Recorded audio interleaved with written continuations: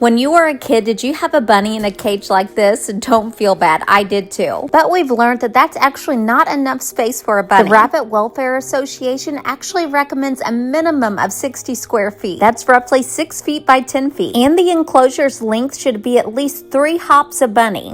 So about 3 times the length of a rabbit when fully stretched out. That's why you see a lot of people give their bunnies access to their home or to a full room. But that also comes with its own challenges. You have to bunny-proof a home. Bunnies love to chew, and if there's a cord to chew on, they will find it. Now, there is a lot of differing opinions on this about whether bunnies should be indoors or outdoors. I have had my bunnies outdoors, and now I currently have a space for my bunnies that are indoors, and they have access to an outdoor area as well. Just remember, if you have your bunnies outdoors, you're going to want to make sure it's predator proof. Not only do you want to keep other critters out, but you also want to make sure that your bunnies stay in. Bunnies love to dig. And bunnies are very social animals. Most of the time, they need a friend. But did you know bunnies just don't get along? They have to be bonded. This can be a long and tough process.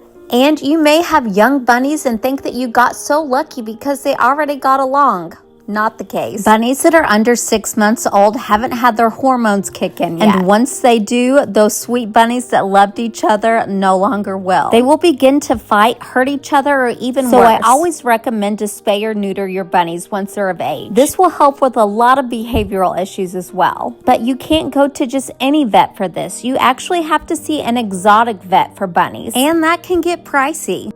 Obviously, I love bunnies since I have 16 and that number is always growing because we're always taking in more bunnies. They are one of my favorite animals and have such big personalities. But like any animal, definitely do your research. They're not a good beginner pet. Like I said before, I am no expert, but I love to share my experience with having bunnies. So let me know what other questions you all have. Drop it in the comments below. Bye, friends.